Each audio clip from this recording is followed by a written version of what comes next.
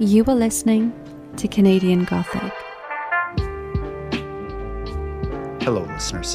Got something a little different for you tonight. Consider this a bonus episode. We're going to be joined by Graeme and Kait of True North True Crime Podcast, along with my regular collaborator, Madelayne Klein, for a wide-ranging conversation about our podcasting experiences in 2025. Together, we're going to reflect on the trends we noticed across the true crime space. We'll share the cases that stuck with us long after the episodes were released, and we'll talk about the stories that sparked the strongest reaction from our listeners.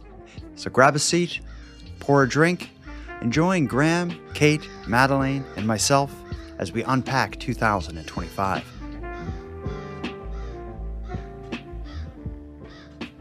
2025 is just about behind us by the time people are listening to this, but a lot happened over the year to talk about, and that's why we're all here together. Let me start by introducing everyone, and then maybe Graeme, you can introduce us. Madelayne and I are joined by Graeme and Kait of True North True Crime, and we're excited to wrap up 2025 with you. Now you can introduce us, Graeme. Hello, everyone. Tonight we are joined by Jordan Bonaparte of the Canadian Gothic podcast, as well as Madelayne Klein. See, I like the duo. The reason we had us both introduce is because listeners of the Canadian Gothic and True North True Crime will be hearing this.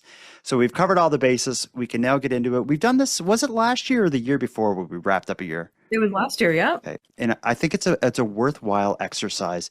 Before we started here, we've been talking about how busy we are as podcasters and everything else that we do in our lives. You don't really have a chance to stop and look back and reflect on what you've done. Now's our chance. I have a delicious drink in front of me, and I'm ready to spend as long as it takes tonight talking about 2025 with you. Let's start the conversation with this. Graeme, Kait, of everything you've done on True North True Crime over the last year, what was the biggest accomplishment? What is it that you're proud of on your tombstone if you ever do die, and that has to be dedicated to the year 2025? What should they write about? Well, first of all, Merry Christmas, everybody. It's about that time. 2025 was a busy year for our show. It was a good year for the podcast. We hit a few downloads and episode milestones. We're over 200 episodes now, about getting close to 10 million downloads. I don't know how that happened. It's crazy. Thank you. And, clap, clap, clap. Thank you. And 5-year anniversary. So we've only been doing, I know, we're babies. Yeah. I know. I didn't realize it was only 5 years. I thought you'd been around longer than that. But then at the same time, when you say 200 episodes, that surprises me because unlike the Canadian Gothic and what I do, the episodes that you release on True North True Crime are generally like a deeper dive into a specific case. So for you to apply what you do to 200 stories, 200 families, 200 cases, that's a lot of work. So you should be proud of just that amount of output alone. Thank you. I mean, I wish we could release like you and have so many per week, but the quality would go down. So we got to keep it bi-weekly for now. Yeah. Or we'd need to hire someone because it's just doing the interviews and the research into every episode and stuff like that. It is time consuming. It's a joy. Like I absolutely love it. But and we both love it. But I wish we could get to a place one day where we cloned ourselves and we can release one a week or something like that. You know? But other milestones this year also, we were also featured on an Amazon Music billboard in Toronto and Sankofa Square. Crazy. Yeah. That was crazy. Being a couple of small town Vancouver Islanders, seeing our podcast on the big bright lights in downtown Toronto was kind of like, oh, what? Yeah. What does that mean? And then how'd that get there? And then we also had our first on-camera interview for an upcoming docuseries that we can't talk about yet, but as soon as we can, we will share that with our listeners. Interesting. We've had a similar year. Like when I look at 2025 for the Canadian Gothic, some of the big milestones is for one, there was a period of time, 2 separate times this year, I managed to be in the top 25 of the Apple Podcast charts in Canada, which is which is great. And I feel like the longer your podcast has been going, the harder it is to climb up the charts. Yeah. Because it seems like the charts not only look at the amount of downloads, it looks at like the amount of growth and attention you're getting versus what's normal. So I had 2 kind of bumps along the road that put me up within the charts, which was good. Also, like you, I had 2 documentary, I don't know if you call it appearances or what, that I was involved in this year that I'm excited about, and I can talk about mine. Yay. One of them is a documentary that CBC is doing about the disappearance of Dylan Ealer. I think you Awesome, covered that yes. case as well on True North True Crime. We did, yeah. A Yep. documentary team is doing a documentary about Dylan's disappearance, but more so like rather than it being like an investigation into where is he and let's find him, it seems to more so be about how his disappearance has shook his family and his community as a whole.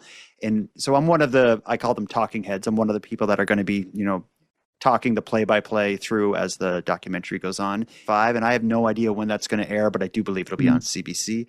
And then That'll be great. Yeah, so I'm happy about that. Then another one that I did was a series of episodes I covered, like I think in my second year of podcasting. I've been doing it now for just over 10 years. I think in my second year of podcasting, I did an interview with a cult leader who at the time was living in Costa Rica. He went by the name Nature Boy, but his real name is Elijah Bishop. And the reason I interviewed him is because a young woman from Newfoundland ran away from home and was living with him in his cult in Costa Rica. I ended up interviewing her, and then from her, I got to talk to him, and I did I think like a 6 or 7 part series about them and about him. Anyway, as time went on and long after I moved away from covering this cult and their story, he ended up getting arrested on a series of like sex crimes and I think human trafficking and maybe even kidnapping. And he ended up getting sentenced to life in prison in the United States. And someone is doing a documentary about his life. But as it turned out, I think I was the only person who kind of interviewed him just as his cult was like gaining members. The crimes he committed were years later when his cult had grown considerably, but they included me in the documentary to help shine some light on his early days, which was pretty cool. And it kind of felt like maybe even in the early days of my podcast, I stumbled upon like a little bit of an important story. And That's super important. Yeah, it's crazy that you were able to sit down and talk with him and it's blown up to this proportion now. I mean, it's not surprising. There's so many documentaries on cults that we've watched over the years on Netflix. It feels like people are really into those types of stories. So that should be really interesting. Yeah. For the one that we got interviewed for, it was like, it's a well-documented case. It is like, there is a lot of information out there about this case, but for some reason, when the docuseries producers were prepping for that particular episode, they needed a fast, factual presentation of the case, and they listened to our episode, and they were like, "Oh, let's get these guys on." So it's just, if you go back to like your episodes probably on that cult case were probably like a standing piece that was out on the internet that gave them all the information that they needed, and they were like, let's get that guy. Yeah. Yeah, it makes sense. Madelayne, you had an interesting year because a lot of your year wasn't involving podcasting or TikToking. That said, we did do a lot of episodes together. So you have, and aside from parenting, I think if I'm going to ask you your proudest moment in 2025, it's probably going to be your beautiful daughter. But let me ask anyway. Tell me about your accomplishments in 2025 as far as a crime content creator. Get ready for an underwhelming answer. I've said it before and I'll say it again. I'm so grateful for you, Jordan, because you keep me online. So yeah, I've done a little bit of TikTok, not too much. I think I just got over 1 million views for the whole year. And that's for everything. Yeah. That's still awesome. Oh, well, thank you. TikTok is a lot different than podcasting too. We have to remember that.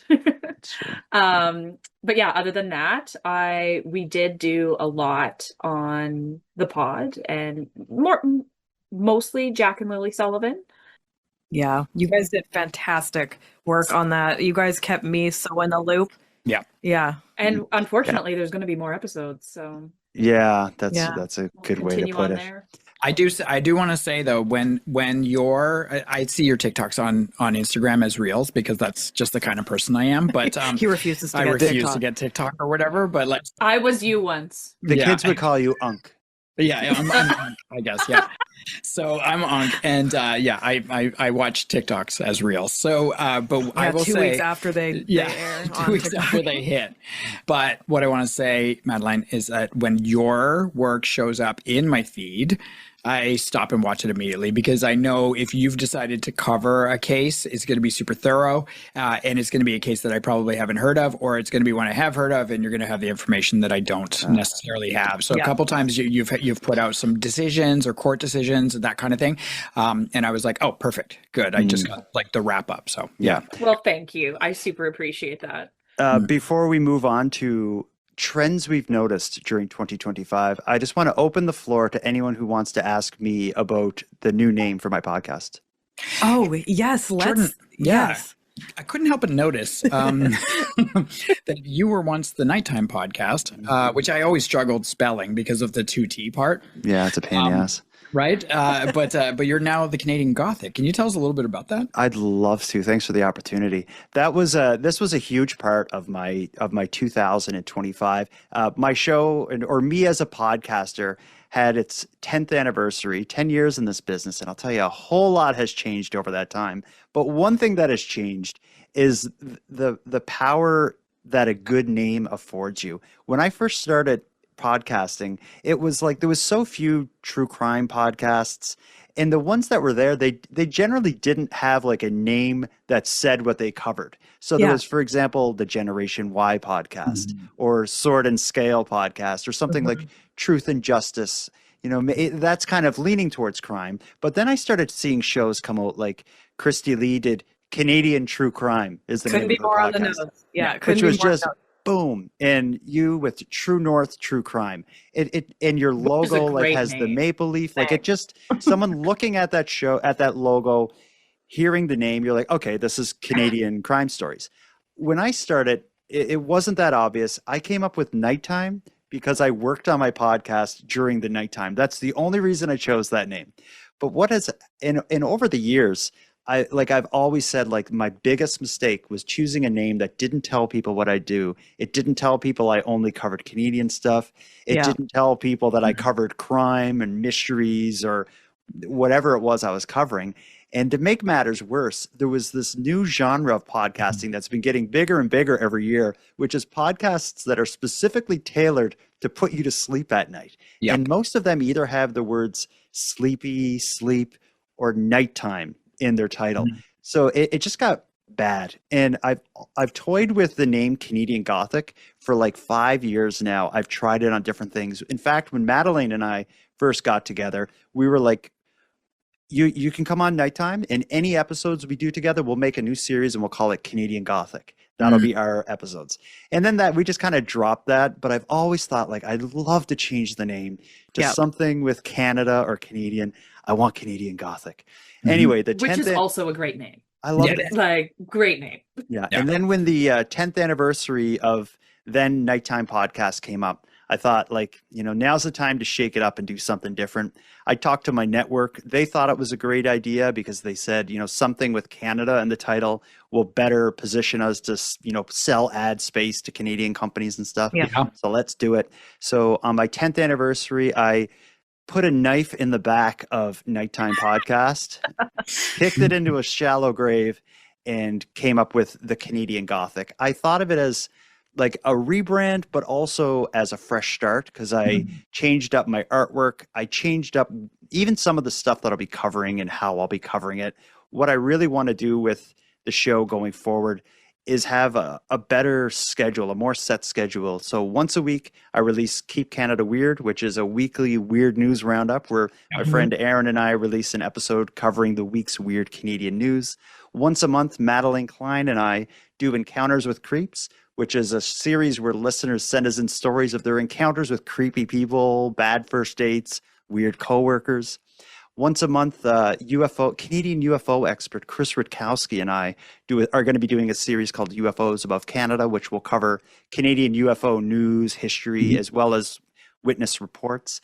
And then outside of all of that, I try to release one episode a week in the true crime space or a missing persons case. So that's kind of when I look at 2025, I think my biggest accomplishment is probably managing the death of one show and the birth of a new show all at the same time. And I'm proud to be the Canadian Gothic now. That's so exciting. Like, it's so exciting that you've rebranded. It's still going to be the same show that people have come to love and know, but you're going to be kind of branching into new things, it sounds like. A little evolving. Evolving. It's more just like cleaning up, looking at what I've been doing and just finding a better way to do what I've been doing, but do it better. And with a name that when someone new sees my show and sees the logo, they know that, okay, Canadian Gothic. So it's Canadian stuff. It's probably a little dark, probably history a little bit. Yeah. You know, so I think it puts them on a better course of understanding what I'll do, what I'm doing, and then they can choose to listen. Did you get any flack for it from like listeners? Was anybody upset? Not a drop. Yeah. That's surprising. Nice. Yeah, I was surprised. I was like, I could see that. What happened was when I announced that this was going to change, I got a few emails like of people being like, what's happening? Like, how do I find the new show? Okay. But it was just the same feed, just changed over. Yep. And then it was nothing. And now if I get a voicemail, it's like, you know, hi, Jordan, I've been listening to the Canadian Gothic for whatever. You know, it's just worked out. That's awesome because nobody was seamless. Nobody was burning their nighttime merch. No, maybe it's, well, maybe it'll be worth something. I highly doubt it, but maybe. I do have a drawer of it here, so I hope it is. But all that to say, let's get into our next little piece here. What I'd like to talk about is trends we've seen in 2025 in the true crime content space. I know what I've seen, but let me ask you, Madelayne, I'll start with you. Did you notice anything new in 2025 in terms of what's being covered, how it's being covered, where it's being covered? Well, the clickbait's out of control. Oh, yeah. Yeah. And I've just noticed that with our Jack and Lily series, the clickbait and misinformation is just like crazy. But I think that spans over all genres. That's just the internet. So, yeah. I blame a lot of the social media networks for allowing clickbait to exist and proliferate the way it does, but it is out of control with crime, just like fake headlines with AI generated nonsense photos to make it look real to someone to the untrained eye. What about you, Kait? What have you noticed in 2025? I'll let Graeme take this because I personally didn't really notice a lot in 2025 other than the podcast space feeling a little bit crowded, but it's a nice word. a little bit, but I mean, I'm still very happy to podcast, and I do believe that there's still a future in podcasting. But everybody and their dog has a podcast. But I think that's been the case for a while. And there's a lot of video podcasting too, yes, which is like, huge. Which is an interesting kind of foray. But like, I just love the audio.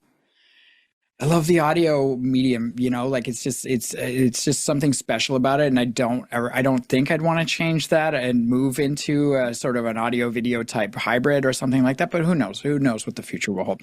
But what I've noticed this year, and maybe you guys have noticed it too, is that some larger media companies, Canadian ones, are coming into the true crime podcast space with bigger marketing budgets and full research teams.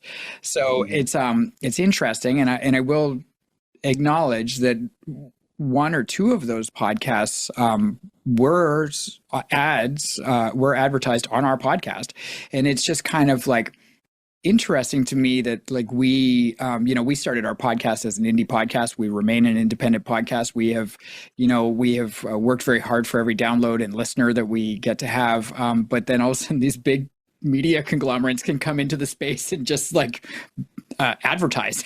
We didn't ruin everything. We didn't advertise. We just kept on putting out content going, please listen, and people found us, and we're super grateful that we, like everybody here in this, in this conversation, we all did it organically, without the big money behind it. And so it's just kind of interesting to see that. We'll call those Nepo podcasts. Yeah. Oh, I do want to say, and like while I'm on it, is that I have noticed a trend too, and just in general in podcasting, that when the large podcast platforms throw a ton of money at a superstar, those podcasts don't really last. Yeah. Like, they don't have the staying everyone power. has a podcast. Yeah. Well, and I think you need to draw someone in. You can't just exist. Well, and I think people also completely misunderstand the amount of work that goes into a podcast. They think, oh, I'm just going to show up for an hour a week and just shoot the shit with so-and-so, and then it'll just exist. But then they don't realize the amount of, like if you're doing true crime, it should be well researched. There should be a degree of effort that goes into it. But I mean, for the comedy podcasts and stuff, those are incredibly easy to it's great. But I'm talking about, but even just the audio background of it, like you can't just sit down and make a podcast. No. So much goes into it. Yeah. And I think when you talk about like the big networks and stuff getting into it, especially with true crime, what it seems that they want to do is like a multi-part series, like 8 episodes covering whatever case, and then they go away for 6 or 8 months and then come back with the next season of 6 or 8 episodes. The difference is what we can do, where we're working for ourselves and doing it all the time, is we're just forever rolling this ball down the hill, releasing 1 or 2 episodes a month and slowly growing it. So people may check out their show, but they stick with our show, because it's hard to grow a community around your show if you just release 6 episodes about one case and then go away for 6 months. And I think the people that are paid to do it can't do what we do, because no one's going to pay them to make an episode or 2 or 3 or 4 a month and forever go on social media and chat with people and make this group and all this sort of stuff. It would be too expensive, and the investment wouldn't pay off for such a long period of time, because it takes so long to grow your show. They really lack agility for sure. And if you have 6 executive producers producing a podcast, you're going to be told exactly what you're covering. We're covering this particular case. This is what we're going to do for 8 episodes. Whereas with us, there's an authenticity that our listeners like. And when I'm saying that, I'm saying everybody in this call. But also when something like Jack and Lily Sullivan occurs, you can pivot and you can start covering that breaking case, right? Or, if we're in the middle of researching a historic case, because that's just what ended up on our lap, but then all of a sudden a family reaches out to us and it's urgent, then we can pivot and we can do that. Whereas the larger brands, they don't have that pivot space at all. And they're not going to be they're going to be about a year or 2 behind. Yeah, I've found that many times. And that's one thing I love about what I do, is if something big happens, it can be, Madelayne and I are emailing or texting back and forth about the case as it's happening. 3 days later, we're there talking about it and sharing everything that's known up to this point, contextualizing it, highlighting some unanswered questions. And that podcast episode is out, and for the Netflix documentary or the major company that produces a documentary series on it or podcast series on it, they're, like you said, they're a year down the road, and we've already got 12 episodes out by that point. But when I think of 2025 and what I've noticed in terms of trends, I spend a lot of time on social media, and because I think that's a big part of where audiences find podcasts. But what I've noticed is the amount of AI generated stuff, either entirely or the majority of what it is powered by AI. I see so much more of that. And that's no surprise for anyone who watches the news or has their head out of the sand. AI is everything now. But I find in true crime content or any kind of storytelling, it's so quick and easy for someone to just get ChatGPT to spit out a script about whatever Wikipedia article you want to cover. The next step can be, and I see this all the time, is you also get an AI generated voice to read the script that AI wrote. Oh my God. Then you get a bunch of still images and you pop it up on YouTube. And I see AI generated stuff that is read with an AI voice that has millions of views. And I sometimes think, do the people watching this even realize that this is just someone that knows nothing about what this is about, just kicking out AI schlop and making good money? Do they care? Yeah, I wonder. Yeah, that's the other thing. Do they care? Well, so I had a conversation with ChatGPT about this. Oh, did you? Yeah, I was like, let me guess, ChatGPT supported this sort of thing. Chat actually reassured me that, because I'm terrified. Like, things change on the internet very quickly. And it's like, we have love for this podcast that we do, and I'm like, are we going to get replaced by AI voices and AI research? And Chat AI reassured me that people will still seek out authenticity. I hope so. Thank you, Chat. The robot told me not to worry about the robots. I've heard some really scary stuff. And one thing that I heard is I have a family member who's a university student. And in one of their technology courses, their professor gave them some kind of like, it was some assignment or some document they had to read for some assignment. And he said, it's really boring to listen to or to read this. So what you do is use this app and you upload this, PDF into the app, and you can choose what style of hosts you want and whether it's comedy or whatever, and it'll just generate a podcast and you can listen to it on your way home. And so said family member took this essay they had to read or whatever for school, and took them 2 seconds, and they had an audio file. And as they drove home, it played, and it was like 2 AI generated hosts talking about the essay, bantering, finishing each other's sentences, making little jokes and stuff. And I listened to some of it, and it was terrifying. Yeah, no, I don't think this is going to be something we can avoid. It's going to happen. I mean, AI has just improved so much in the last 2 years alone. Yeah. Like, it used to sound like a robot, and now you can have like a full-blown conversation audio with ChatGPT, and it sounds pretty legit. Yeah, I guess Graeme was so worried about AI that he turned to AI for support. Yeah. Well, I have no other friend. If you can't beat them, join them. Yeah, exactly. I will say, like, I mean, there's use for it. I mean, of course there is. Like, it wouldn't be as big as it is if people didn't find it useful. I find it useful when I'm like, hey, can you rephrase this for me? Or, just, is there a different way I can say this? Or, but it gets fact checking wrong a lot of the time. Yeah. A lot. It just does. Yeah. And I think that audience members that we all share are going to continue seeking out our human-made shows, because they know that's what I know. Fingers crossed, right? Yeah. But yeah, I mean, there's AI music out there that people legitimately listen to. And many don't realize it's AI generated. But you know what AI can't do, just like the major networks creating podcasts and stuff can't do, is they can't form and nurture and sustain a community. Yeah. And I think that's the one thing that will, if anything, keeps us alive.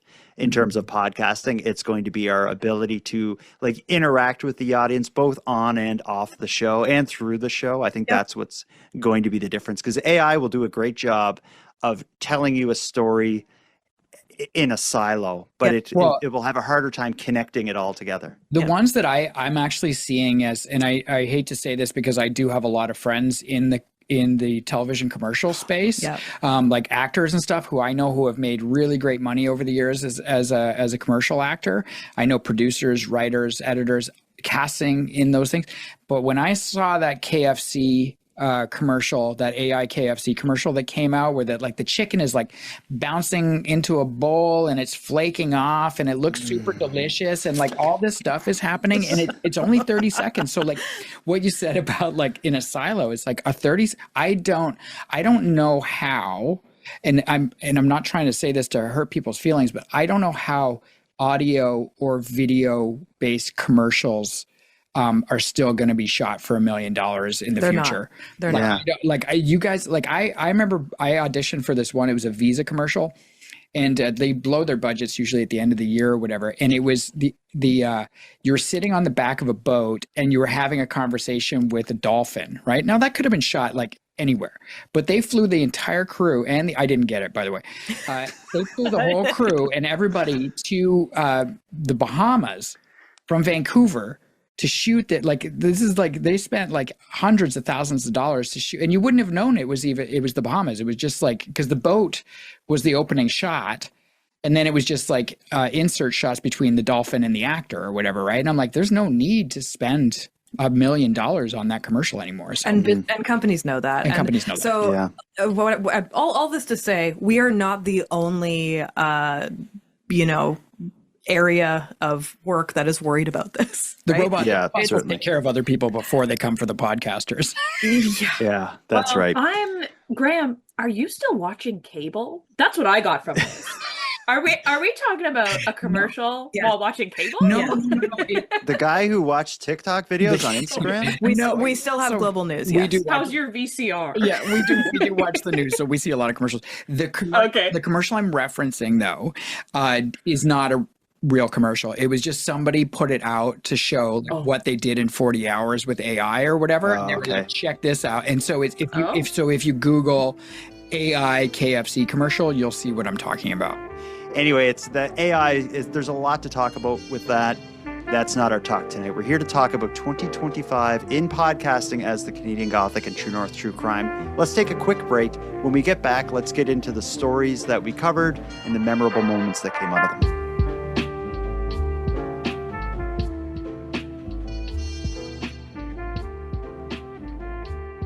True North True Crime, just a rough estimate. How many episodes do you think you put out in 2025? We do bi-weekly, so I would say like 21 and a half. No. He's thinking. So I would say like No, 30. it's a 26 plus bonus episode or Apple content as well. So that's another 12. So 38, 39. Okay. Yeah. You guys got to get to work. I bet you I did 85 to 95 is probably what. Please don't ask me this question. Well, Madelayne, probably a third of mine had you on them. So you do a lot of True. podcasts. The thing is I do all the editing, and you got to start doing this. The hard part is the editing. Nobody knows that. I just show up. Yeah. Easy. Exactly. Of everything you've covered, what for True North True Crime, what is the most notable case in terms of like sticking with you-ness? What story is it from this year is the one where that really stuck with you for one reason or another? Yeah, I think we both have one that we want to talk about. Is that right? Yeah, so go ahead. I'll go through ours. It was kind of the most listened to for our listeners and kind of the one that got the most attention, which was the Kiera Agnew episode. For anybody who needs a quick recap, I can run through kind of the very bullet point. Well, I really know nothing about this story. Oh, so perfect. Great. It's probably something from Western Canada if I know nothing about it. It's kind of from both ends because she had family in New Brunswick and she's from Dawson Creek. So kind of has family ties to both ends of the country. But Kiera was 23. She's from Dawson Creek. And on March 3rd, 2023, she was killed while vacationing in Playa del Carmen in Mexico. Her and her boyfriend were staying at the Grand Sunset Princess Resort to celebrate her upcoming 24th birthday. Her boyfriend, Ryan Friesen, was with her. Now, they hadn't even really been there for a day before her body was found in one of the resort's kind of laundry room / janitorial closets alongside her sleeping boyfriend. Red flags, right? She had been severely beaten and he was next to her body covered in blood with his hands or on his hands and clothing. Not really covered in blood. I'll take that back. He had blood on his hands and clothing. Obviously, Mexican authorities immediately detained him and investigated Kiera's death as femicide. He was in Mexican custody for about a year, and then his trial took place and concluded in September of 2024. And on September 11th, 2024, the judge completely acquitted him, ruling his injuries did not correspond to those that were inflicted on Kiera. And so the aftermath of that has been quite messy, of course. There's kind of two factions in the family going on right now. There's some that believe that he's guilty of her murder, and there's others that don't. And Mexican prosecutors and the family's legal team filed appeals. That's been going on all this year. And they've also publicly advocated for Clare's Law style legislation in BC, allowing disclosure of a partner's history of violence, as allegedly Ryan Friesen has some storied history of domestic abuse on the women that he's with. Specifically, they had found Kiera's diaries, and also photos on her phone that chronicled bruising, cuts, abrasions, and those photographs also corresponded with journal entries that these journals have been attributed to her. Yeah. We had no way of verifying that, but yeah, that's. And again, he was acquitted. Mm-hmm. He was not found guilty, so we have to assume that he is innocent until proven guilty, right? Yeah. But by September 2025, some of her family members stated that they no longer believed that he was responsible, while other members of her family continue to seek justice and question that acquittal. So, and they're fighting very publicly on Facebook. Yeah. So okay. So it sounds like a tragic story, certainly a dark story. a big mystery, like to add in like it happened in Mexico at this resort, to add in, there's these diaries and stuff like it. I can see why it would be so fascinating for people to dive into. For sure. What about that case made it one of your most notable? I think there's just a lot of online discourse around that case just because it has so many things that people lock into, right? Domestic violence, awful. It happens far too often in this country and around the world.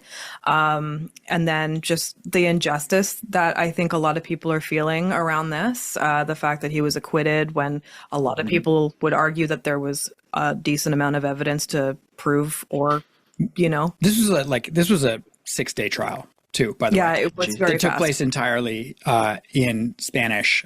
So her family was at a disadvantage quite a bit. But one of the things the judge said was there was multiple sets of DNA found at the scene. And this was a janitor's closet. Okay. So, Yeah. And then the judge also stated that the injuries to his fists did not match the impact to her body. And the coroner stated that the injuries that she had sustained to her head and body looked like a car accident. Yeah. Okay. She was very severely beaten, and you can see photos of his hands in the police photos after his arrest. And obviously they do look somewhat beaten up, but I guess their argument was that if he inflicted the kind of damage that Kira had, his hands would be much worse. Wow. Okay. When I think of mine on Canadian Gothic, I'm in Halifax. One of the stories that we covered this year out of Halifax that has just been on my mind ever since we covered it is the story of Elliot Chorney. You and I did it together, Madelayne. If you're unfamiliar, Elliot Chorney is a 19-year-old woman who was involved in an unprovoked stabbing of a 6-year-old boy at a bus stop in downtown Halifax. When this happened, it was very big news, and the online discourse surrounding it was wild. Like, people wanted to see her lynched afterwards. And the facts of the case are pretty simple. It seemed like Elliot Chorney approached this kid who was sitting waiting for the bus with the kid's parents. Without saying a word, she started stabbing the kid. Luckily, people were able to protect the kid. Some people who were there were able to hold Elliot down and keep her pinned until the police came and took her. The kid, very little is known. Of course, a publication ban prevents any of the child's information from being put out there. But what is known is that the kid did survive this. But aside from that, there's like nothing known about the child. And I think what makes the story stick with me is I saw the initial reports outlining those facts, as we just mentioned, which makes Elliot sound like an absolute monster, of course. Seeing the online discourse that was, why isn't she put to death? People need to lynch her. And then finding Elliot's online footprint. Elliot had wrote prolifically on, I think it was like 4chan, where she almost used it as her diary. And she was just writing and writing seemingly to no one, but when you read what she was writing, it was very clear that this was someone who was seriously unwell mentally and seemed to have been looking for support for years without any result. And it all leads up to this stabbing. After Madelayne and I together discussed the actual events surrounding the stabbing, we managed to connect with Elliot's mom, who agreed to come on the show and tell us about the steps she has taken to try to prevent something like this from happening. And this is steps she has been taken since Elliot was like 12 years old. The story she told of just beating her head against the wall, trying to prevent something like this from finally happening, it was just heartbreaking. And it really, I've known that in Canada, we don't do a great job treating mental illness. I knew that as a fact, but hearing Elliot's story, as told by her mother, just made it so clear how large the cracks are that you can fall through. And that how when someone falls through those cracks, it doesn't just affect that person, it affects society as a whole. And, Elliot's case, that really stuck with me. And it's one as well, something we'll talk about later, is what we look forward to in 2026. I'm really looking forward to the eventual trial that Elliot will be a part of that is in its early stages now. But I think they're gonna plead not criminally responsible. Yeah, 100%. but they're going to have to prove it, and it's going to be interesting for sure. I don't know how public it'll be, because certainly there'll be publication bans against probably revealing any of her medical history, but certainly about the victim. So I think it's going to be complicated. But yeah, I would be surprised, and I haven't heard of this case. You're telling me the story for the first time, but I wouldn't be surprised if they didn't do a publication ban around the medical history, because it's going to be the defense's entire case. yeah, and just to give a sense of what she was dealing with, Elliot, I said she was writing prolifically on 4chan. A lot of what she was writing about was she had this belief that people would judge her based on the way she moved, the way she walked, but she wanted to go for walks. But she thought that if people saw her walking and seeing the way her legs would move, they would sexualize her. So she was writing on 4chan being like, if there's anyone out there who can just accompany me on walks, I want to leave the shelter I'm living in and go for a walk, but I need like someone to take me because I'm scared to go out there. Weird. I believe it was like a couple months before the random stabbing, she actually tried to jump off a bridge in Halifax with the plan of landing on her feet to break her legs, in hopes that it kind of would reset whatever she saw as unsavory about the way her body moved. And so that it just gives a sense of what she was dealing with, but it's so much worse than that. And if you listen to that episode, it's on the Canadian Gothic covering Elliot Chorney. It's a heartbreaking story. I'm gonna go listen to that. That's like fascinating, and I'm gonna say a polarizing thing. Okay, so everybody buckle up. Seatbelt on. Don't get us in trouble. Well, if there was ever a case for involuntary treatment, that sounds like a person that maybe could have been given better opportunities somewhere where they were under care. Yeah. I'm glad you said that, because Saskatchewan just passed a law that you can now involuntarily commit someone. I don't know if commit's the right word. BC is slowly as well. We actually just changed the youth one in BC, which was super archaic, but essentially like once a kid turned 14, your parents were taken out of the equation. So, yeah, so you're trying to, if a parent was trying to get help for drugs or alcohol or mental health for their kid, after the age of 14, they were told like, there's nothing you can do about it. Which is horrific. It was all because kids' choice. Well, if you think about when schizophrenia usually comes out in people, yeah, it usually is late teens, early 20s. Yeah. And I mean, not to say that everyone with schizophrenia needs to be involuntarily committed, because that's absolutely not what I'm saying. Yeah. But in cases like this one, I believe that it should have been on the table. Earlier intervention helped. Yeah. Yeah. And one detail of the case that I didn't mention is I think it was weeks before the stabbing, Elliot was taken to the hospital.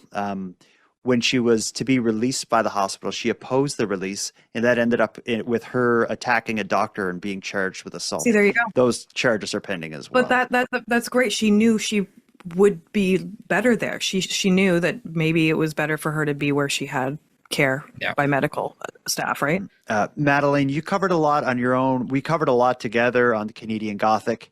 If you have to pick a story that sticks with you when you lay down and at night to go to sleep, and one of these stories pop through your head, typically which one is it? The Woman in the Well, Alice Spence. And that is a local story to you, right? Kind of. Saskatoon's just a hop, skip, and a jump away. Same. Okay, same province. There's my memory. I was thinking it was Regina. Nope. Yeah, so go ahead. Why that story? Tell us a bit about it and why that story. So Alice Spence is actually over 100-year-old case, and back in 2006, I want to say, that might not be right.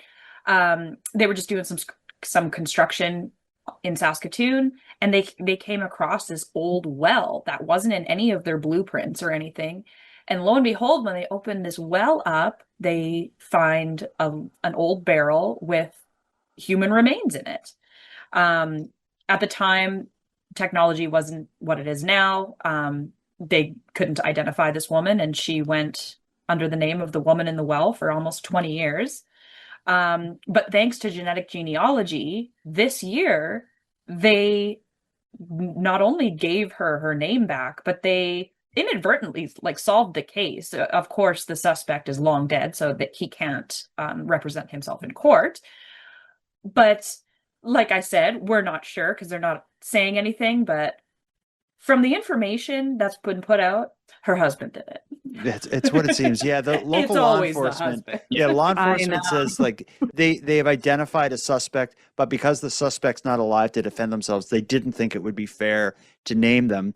But when they did reveal all the information of how they figured out who she was, they see like on the census, like it's her and I think her husband and their kid. Yeah. And then in the next sentence, or in the next census, it's like her husband and the kid living alone. Then in the next with a census, housekeeper. yeah, and then the housekeeper Oh. moves in, and yeah, it's like, oh, Yeah, and then there's record in between those years, which they think it's between 1916 and 1919 is when she would have been killed.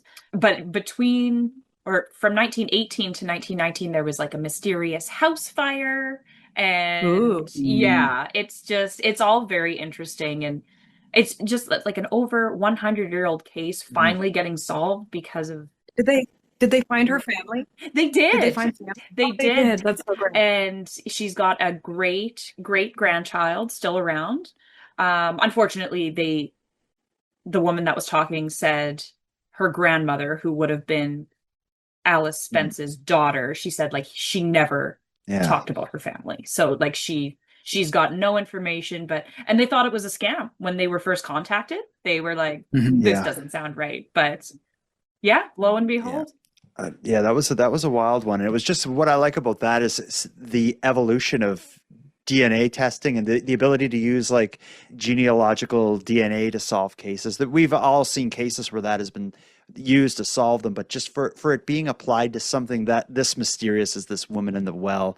Yeah, that was a fascinating one to cover. What about cases that generated the most feedback from our listeners? For me, it would be pretty easy.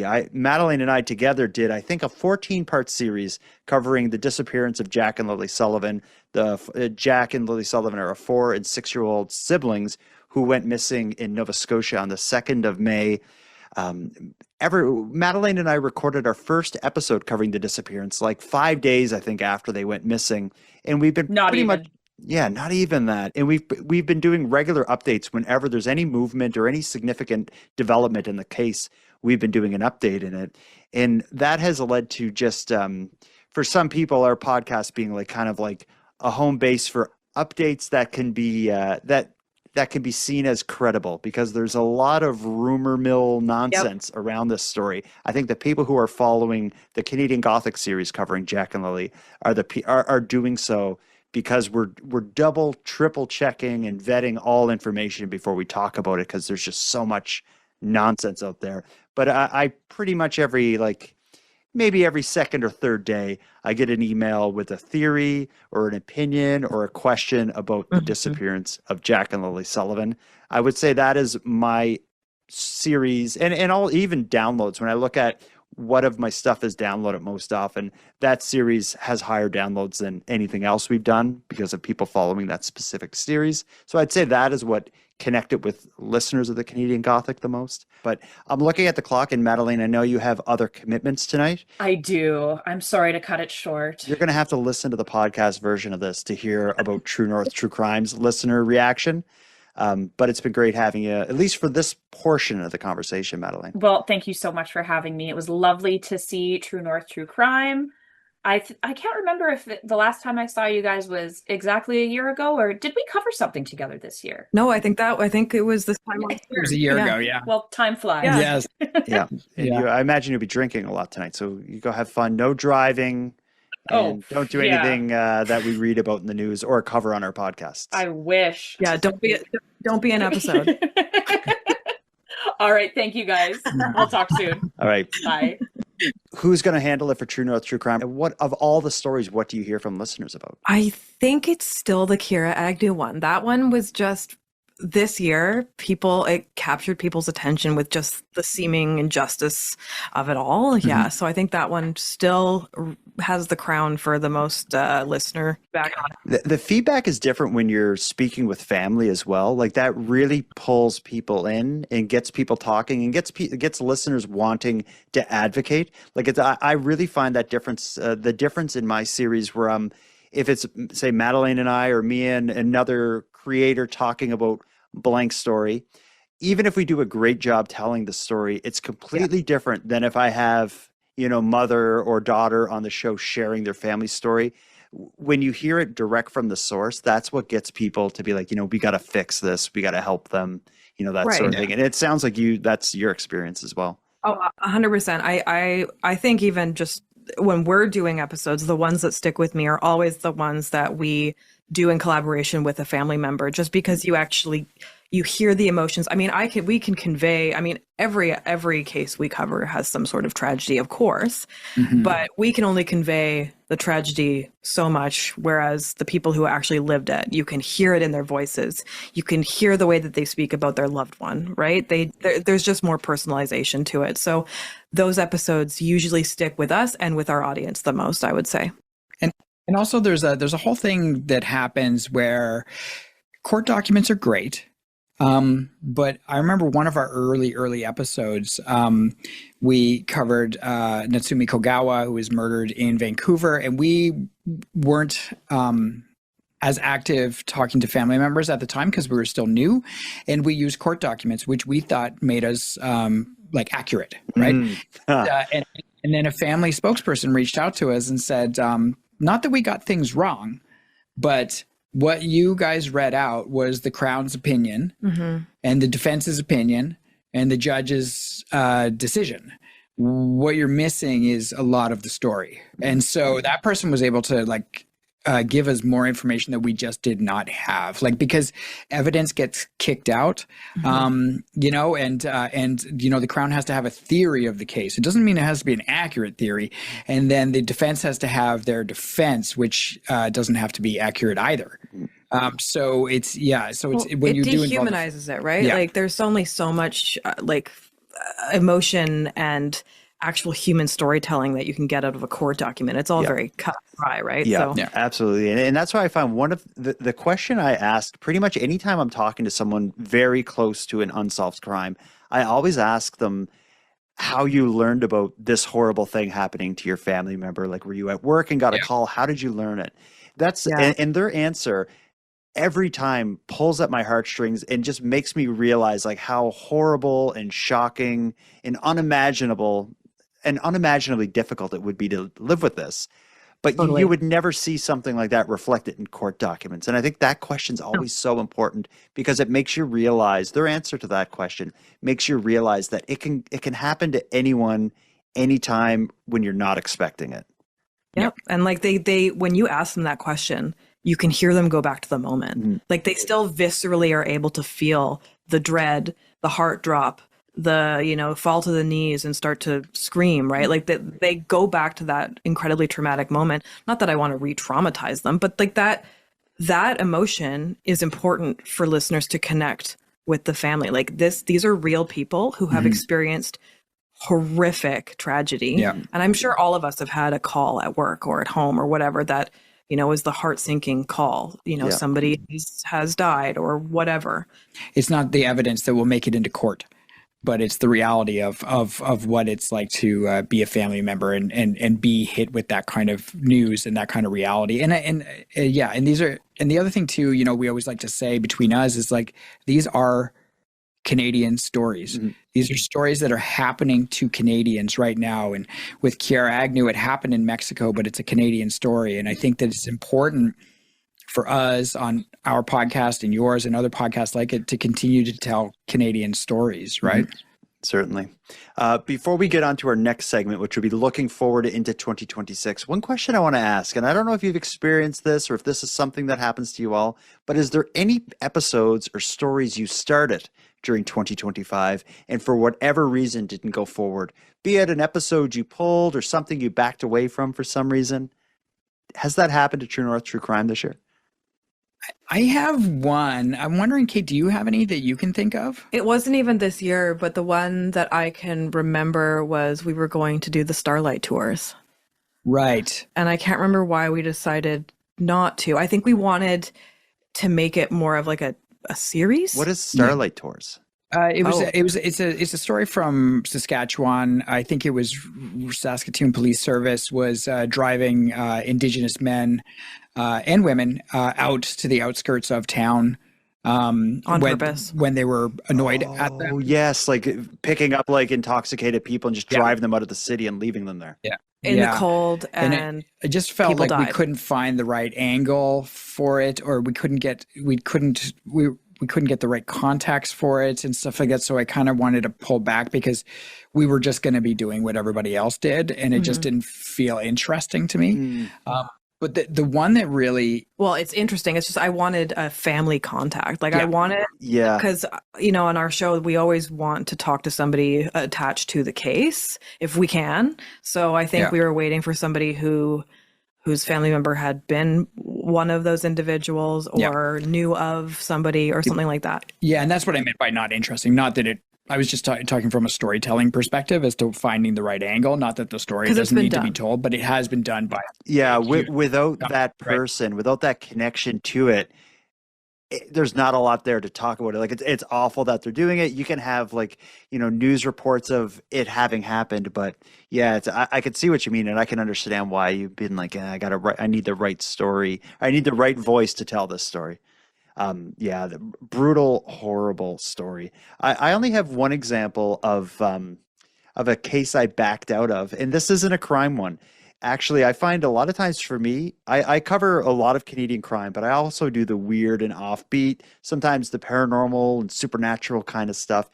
And I find the weirder the story, the more unusual the people are that you run into. And the case or the story or the episode series that I backed out of, believe it or not, was about Bigfoot and Sasquatch.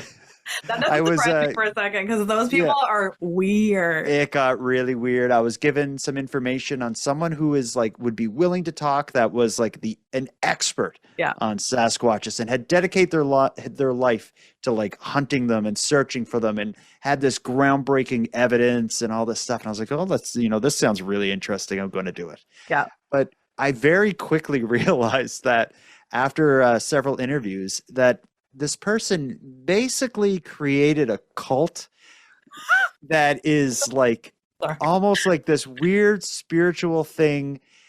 And this individual's connection or ability to see and find Bigfoot or the Sasquatch was kind of what gave them power within the cult. And if you wanted to see it or go on these hunts with them, you would have to pay a little bit of money and almost join the cult for them to go into the woods with these people to see the Bigfoot and Sasquatch that they guarantee they would show you. And it was I can't even explain how weird it got. And then I said, yeah, I'm not going to pursue this any further. You're almost advertising for the grift that's going on. It very quickly became okay, this is a weird ad for the strangest kind of cult or subculture or something that I've ever heard of. And yeah, but I don't know. You've got a bit of twinkle in your eye when you talk about it. I almost feel like you should cover it. I love Bigfoot stuff, and part of me, I'm so much of me wants to believe so much. Yeah, I'm I love it. It lights me up. I get like you. I love that stuff. Yeah. But yeah, people are odd. I turn to those kinds of stories often for a break. If I cover something really heavy on the Canadian Gothic, you can count on the next episode being about a haunted house, a UFO sighting, Bigfoot, a haunted shipwreck, or something like that. And a Tim Horton sign getting driven over. Tim Horton stuff. That's just my escape. And that's why I love doing a weekly weird news series. I do every Friday, I release an episode called Keep Canada Weird. The co-host of that series is my best friend, Aaron. And we just pick out the weird, bizarre Canadian news stories. And we just basically we don't make fun of it. We explore it and oftentimes end up laughing at it. Can you hold on for those who have never listened to Keep Canada Weird? Can you give us 3 examples of weird Canadian stories you've covered recently? Oh my God, it never ends. Just to give you a sense of what we cover, let me just tell you what we covered on this week's, the most recent episode, which at the time of us talking now would have been episode 193 of Keep Canada Weird. You've almost done as many episodes that we have on our podcast alone of just Keep Canada Weird. Yeah. So on episode 193, we talked about a guy in Edmonton who is selling a time machine he made on Facebook Marketplace. We talked about we call it the Jellycat heist. Jellycats are these little beanbag plushies. Yeah. You know what they are? Adorable. Police were investigating theft of like 30 of these Jellycats from a retail store, and the security camera in the store caught the woman stealing them. Police figured out who she was, went to her house to question her, and they had a search warrant to find these Jellycats. But they didn't find 30. They found like a couple hundred of them. And it turns out that this woman has been stealing Jellycats prolifically and alleged to be selling them on Facebook Marketplace. You know what? I get it. They're adorable. And they're really friggin' expensive. We generally will do 4 stories per episode. Those are the first 2. The other 2 that we covered on episode 193 was what we call the North Bay tire slashings, which is one of the most bizarre crime sprees in Canada. For 5 years now, police in North Bay, Ontario have been scratching their heads over a series of tire slashings that is now reaching just about $1 million in damage. Wow. The largest act of tire slashings was something like 70 vehicles in this one parking lot all had their tires slashed. But it's been going on since 2020. They have no suspects. There is no rhyme or reason or pattern or anything. Randomly, whether it's city vehicles on the side of the street, a bus, it just could be anything. Tires are being slashed, and they have no idea who's doing it. They've now offered a $10,000 reward. It always amazes me. I one time was a facilitator for Restorative Justice Circle for a tire slasher, and in my pre-forum, I asked him, "Why did you do it?" And he said, "I just wanted to feel something." Wow. Yeah, and I said, "Can you expand?" And he's like, "I wanted to feel like a badass."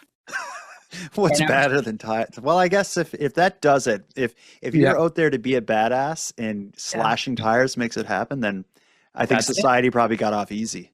Yeah, and it's like, and I said, "Did somebody upset you that night? Was there anything that had happened or whatever?" And he's like, "No, I was just walking home. I had my knife in my backpack because for whatever reason, and I just started slashing tires. Just got the urge." Yeah, but imagine doing it for 5 years. Like I don't get what would cause someone to continue it that long. Well, and the thing that surprises me is we are in the year 2025. North Bay, get some CCTV cameras. Yeah, seriously. Solve this one. And speaking of CCTV cameras, the last story we covered on episode 193 of Keep Canada Weird is we call it the Scarborough Grinch Gang. And basically what this was, it was in Scarborough, Ontario. This family had a collection of like large inflatable Santa Claus and the reindeer and all that stuff on their front lawn. And it was kind of a thing. Like every year they would add more, bigger, and the neighborhood kids would come and see the big inflatable Santa Claus and stuff on this guy's front lawn. But just last week, his security camera, his Ring video doorbell, captured I think it was an Audi, drives up to the house and stops on the street.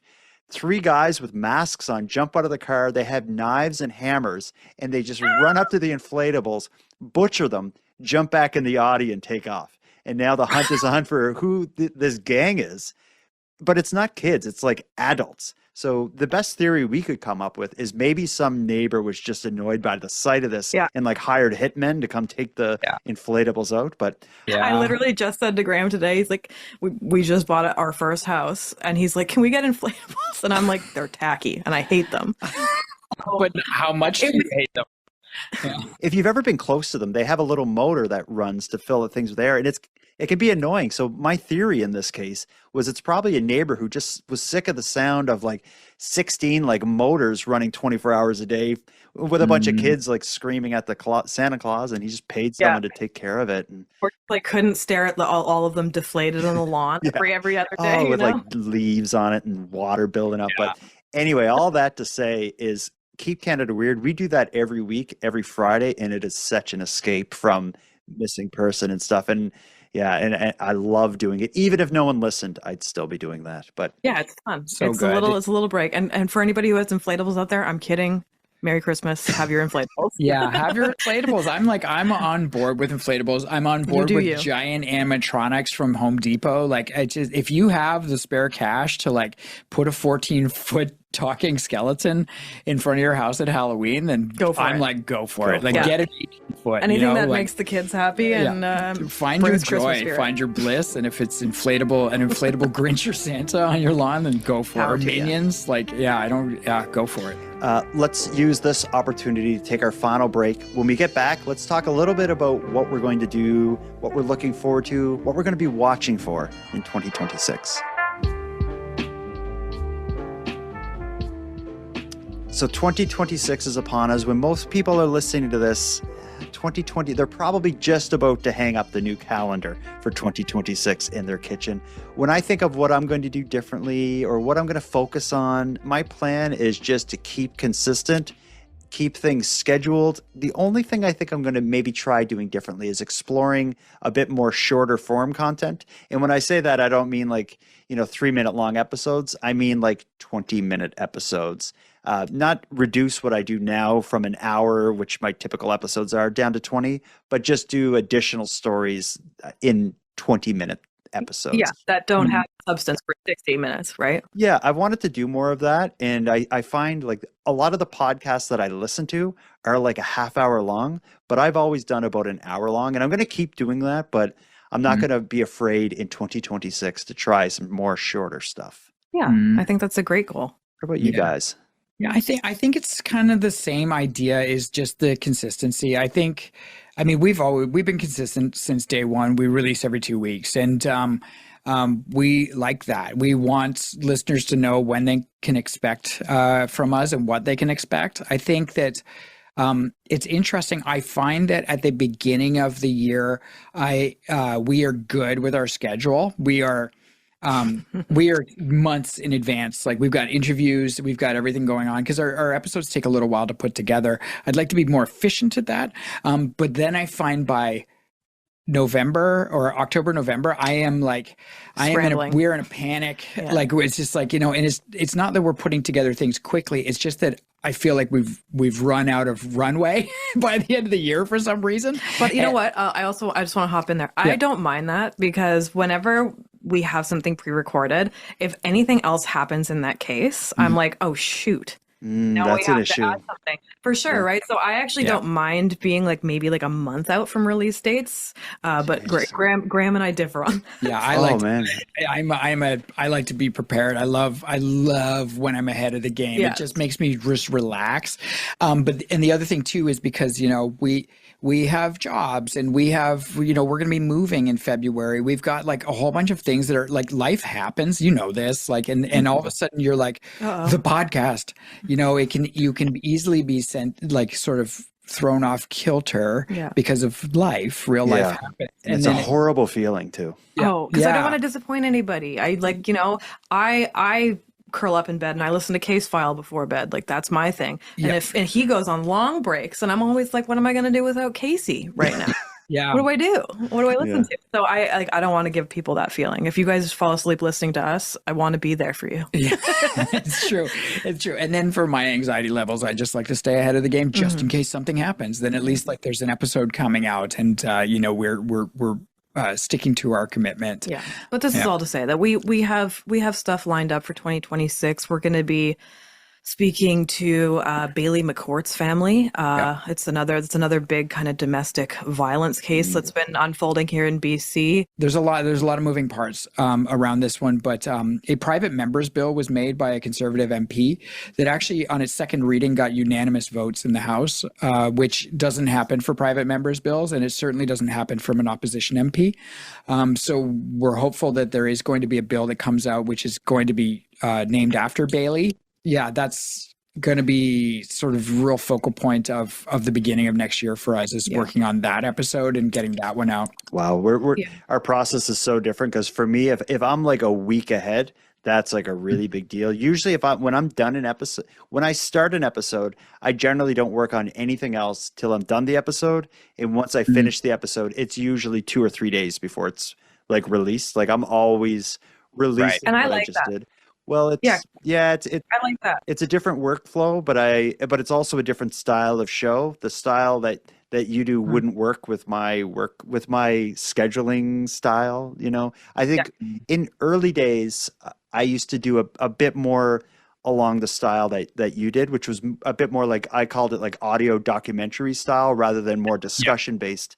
And I was, maybe 2 episodes a month is what I used to do. And I, just like you, I kind of worked a month out doing the episodes like a month in advance sort of thing. But over the years, it just evolved to be the way it is now for a variety of reasons that nobody has the time to listen to me explain. Well, you can be a little bit more agile. You can report on breaking news. You can do all of these things, which like over the years, him and I have discussed like, hey, like, do you want to kind of maybe release like 20-minute episodes of people who are currently missing that we can't do a full episode on, but maybe just like a PSA, hey, this week missing, or whatever. We've had ideas over the years. And we have been doing the conversation type ones too, where we've interviewed.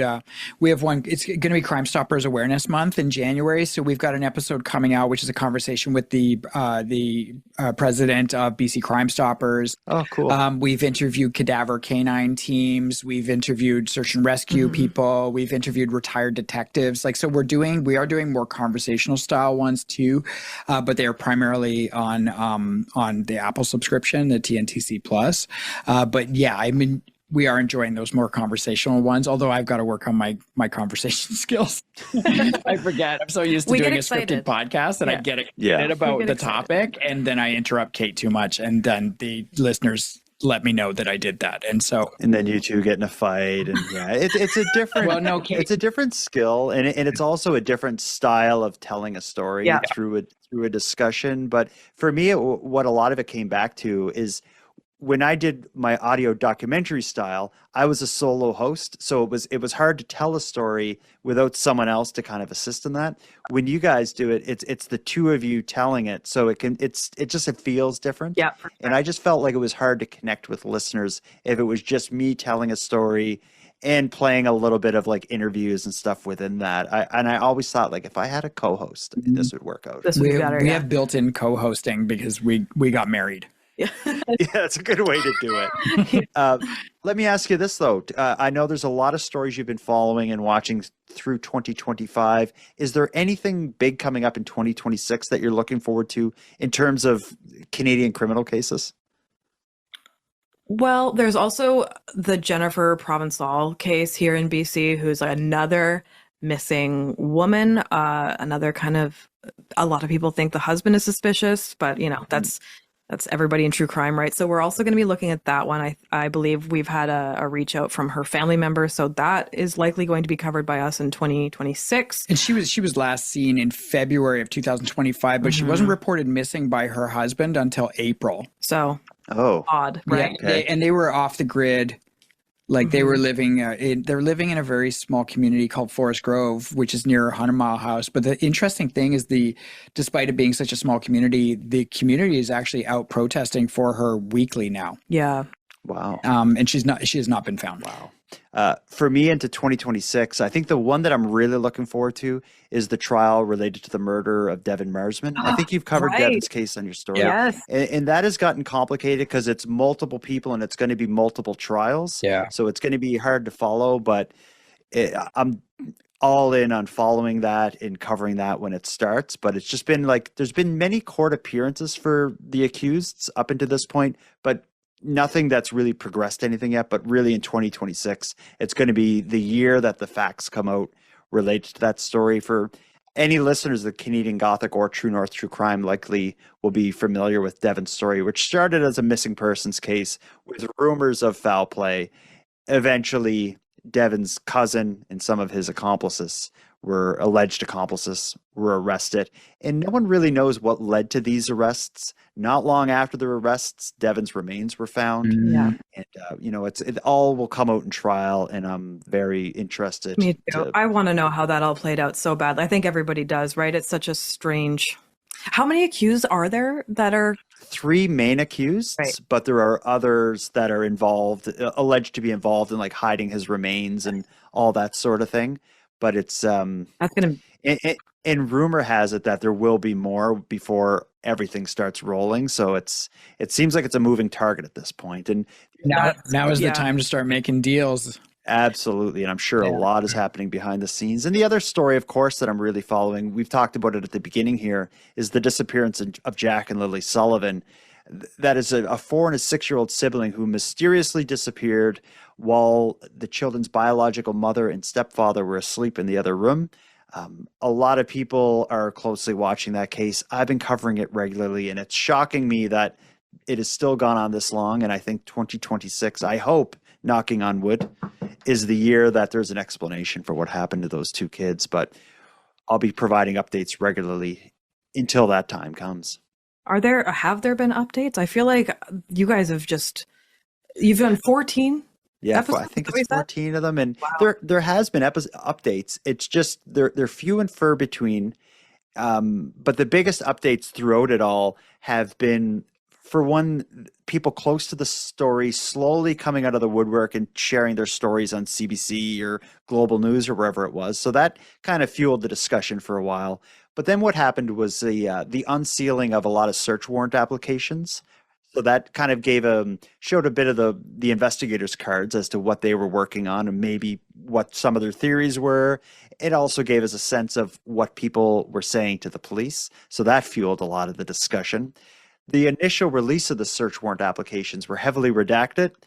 Not long after that, new versions came out with less redactions. So then it was a big discussion about what's the new information. Why would that have been hidden initially and it's available now? So there's just been a lot that has kept the discussion going. But at this point now, at the time of recording this in December of 2025, the only thing that seems to be happening in that case is a bunch of people on the internet making stuff up and pointing fingers at each other. When we did that combo episode with you about the case in the early days, man, did we ever get yelled at for not accusing the parents enough? Yeah. Well, listen, because it was fresh, right? And we were like, well, we don't know anything right now. And and we still don't know anything. We still don't know anything, I feel. Right. Yeah. But it was, man, did that got in somebody's bonnet and they decided to give us the internet is convinced that the parents have something to do with it. Yeah, right? I get it. Every time I release an episode, I'll get people saying I'll get both. You were way too, how dare you even suggest the parents could be responsible? Mm-hmm. And then I'll also get you're covering up for the parents by not accusing them. But the fact of the matter is that the biological mother and stepfather have been cooperating with the police. They gave up their phones, their bank records, everything else. Their story has checked out. But that all said, a lot of people still have a problem with the disappearance of these 2 kids. Makes no sense. And the last people, the people that were there really were the mother, the stepfather, and the stepfather's mom were the 3 people on the property when the kids went missing. So they're the 3 suspects in the eyes of the public. I really hope the police know more than that, though. Me too. I mean, I get it. People want an answer, right? They want a nice little bow on top of the mystery. Yep. So I hear you. And I think that people just want to find these kids, get an answer to.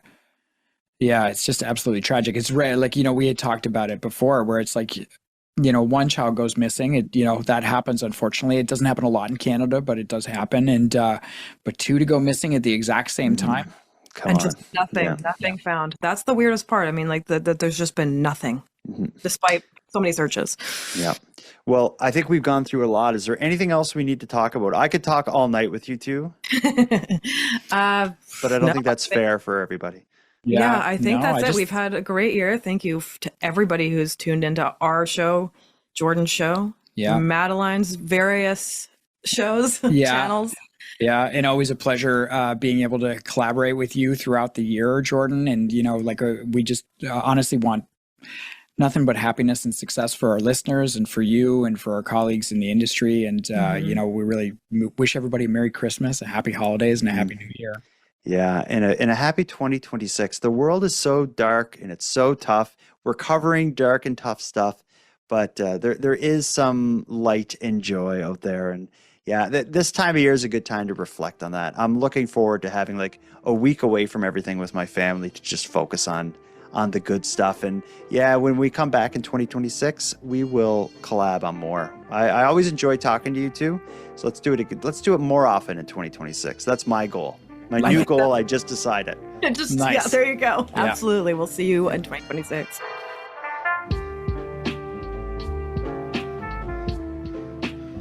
I want to thank you for joining us for this episode of the Canadian Gothic. To every one of you who tuned in during 2025, I thank you so much. Whether you listened to just one episode, shared the show with some friends, or sent a voice message or comment, it all meant more than you probably realize. These stories can be heavy, and the criticism I get can be sharp, but knowing that you're listening makes it all feel worthwhile. I'm genuinely grateful for the support, the conversations, and the sense of community you've helped build over the past year, and I feel very lucky that you choose to spend time with the Canadian Gothic. I look forward to what we get into in 2026. Now, with all that said, I'm going to start wrapping up this episode, but before we part, I have some more thanks to give out. First, a big thanks to the hosts of True North True Crime, as well as Madelayne Klein, for sharing another evening with me and with you, the listeners of the Canadian Gothic. A big thanks to Monty Data, who contributes to the music for the show, and Linz from the Dystopian Simulation podcast, who provides my intro and outro voiceovers. But lastly, and most importantly, a massive thank you to every one of you listening, as without your interest and your support, this show would be as pointless as it would be impossible. And on the topic of support, let me thank the newest subscribers to the premium feed. Sandy, Kendall, and Mary, we appreciate you. And for anyone else who'd like to support the show, you can help us out here in a variety of ways. First of all, the premium feed subscription costs just a couple bucks a month, and that money will fund the creation of new episodes. But the premium feed will also give you those episodes 2 days early, give them to you ad-free, and give you access to a back catalog of episodes. That sounds like something you're interested in? You can go premium at thecanadiangothic.com/subscribe. And even if you don't want to go premium, you can still support the show by sharing this episode on social media, telling some like-minded friends why they should listen. Your support is very much appreciated. And until next time, take care of each other, hug your loved ones tight, and have yourself a Merry Christmas as well as a Happy New Year. Thank you for listening to Canadian Gothic.